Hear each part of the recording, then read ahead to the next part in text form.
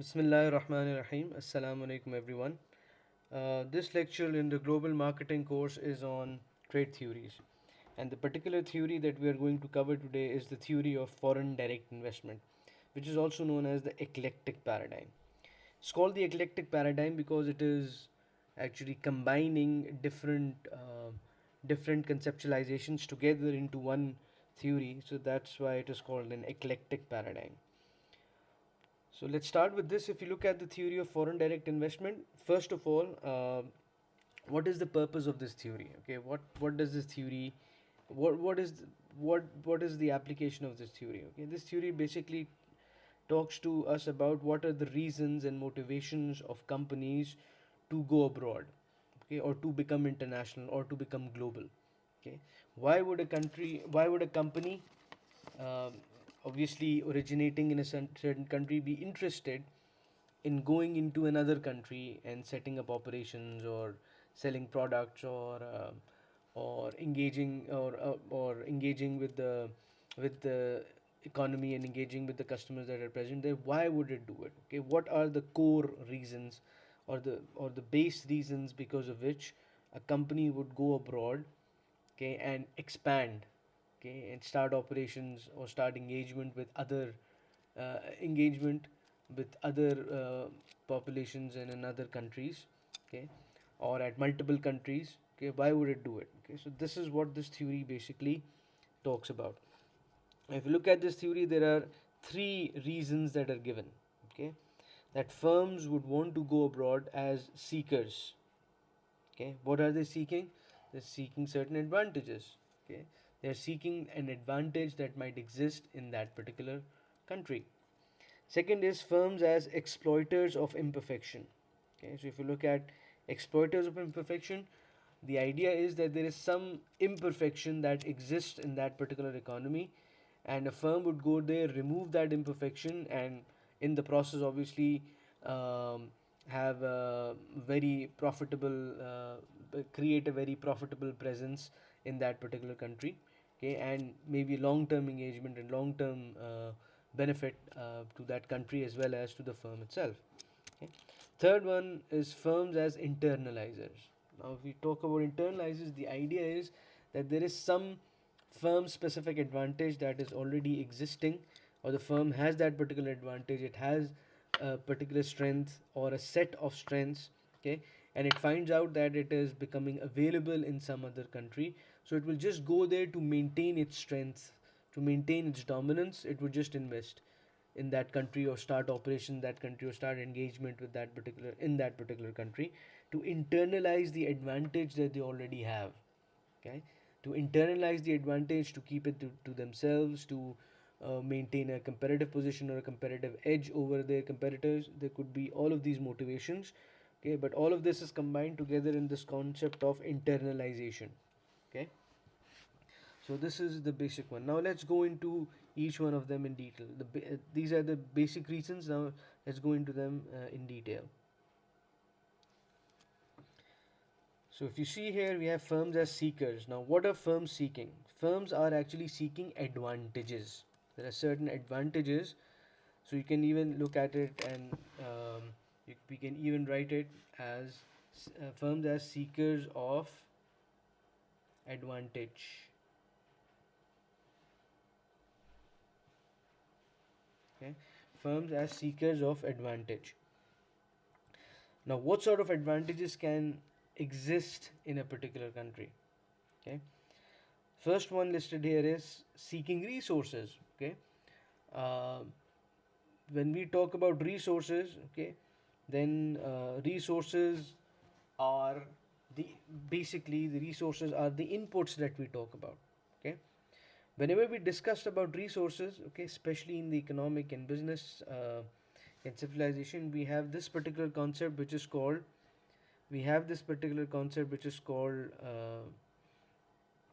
the factors of production. Okay, the factors of production. So if you remember what the factors of production are, how many factors of production are there? There are five factors of production. We've got natural resources, okay, we've got labor, we've got capital, we've got entrepreneur, and we've got information.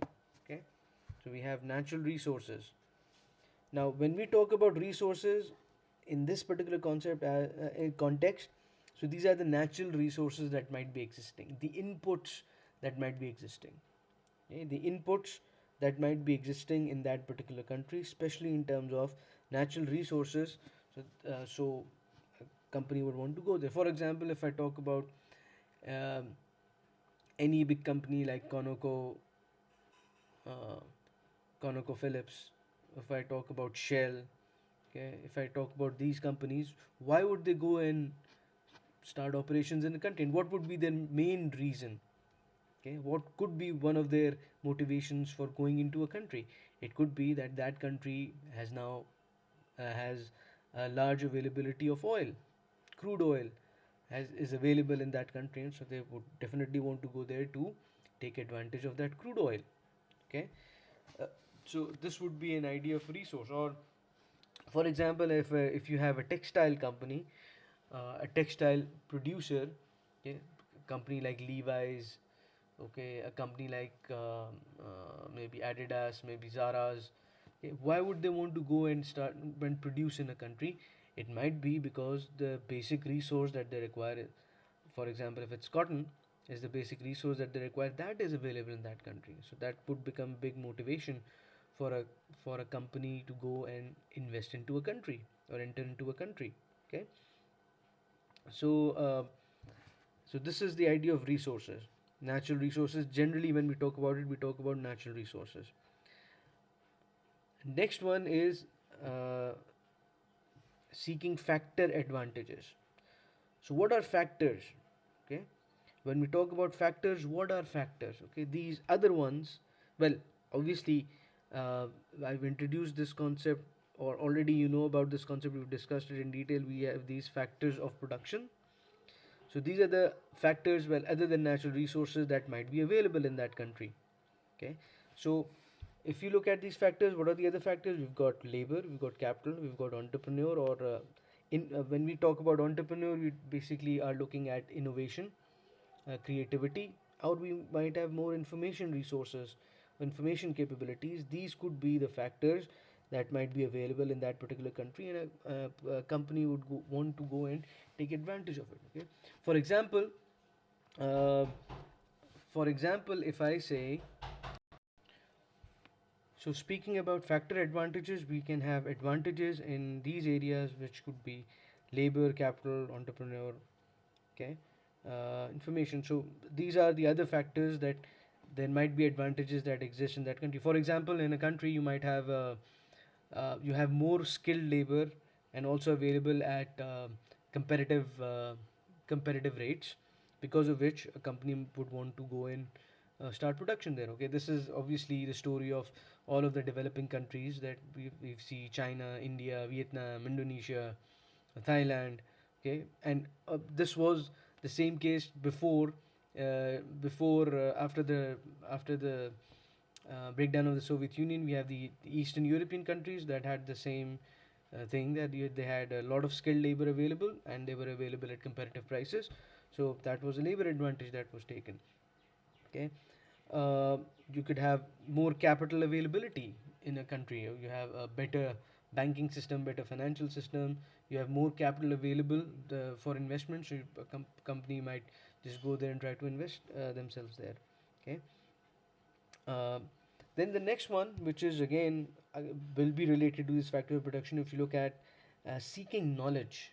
Okay, or before seeking knowledge, let's go into okay, seeking knowledge. So in seeking knowledge, if you look at knowledge, then what is that? That is all related to the information. Okay, so you might have better research.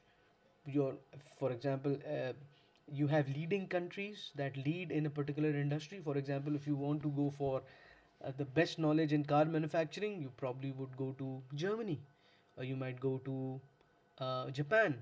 Okay, if you want to have the best knowledge in terms of smartphone, mobile phone manufacturing, probably would go to South Korea, because they have the most knowledge and most research that they're generating. If you want to go for the best research on the most knowledge availability in computing, okay, you probably would go to the United States. Okay, if you so if you want to have better knowledge, if you want to, if you're an arms manufacturer, you want to go for better knowledge availability, you might go to Russia, you might go to the US, you might go to France. So these are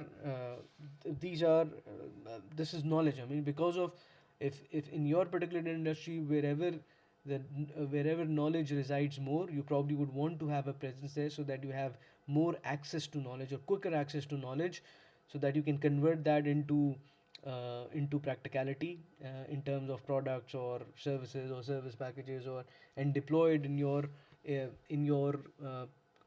countries and areas of operation. Okay. Then we have seeking security. Okay, a company might seek security. Okay, you can have seeking security, physical security, and financial security. Okay, that you have more financial security available.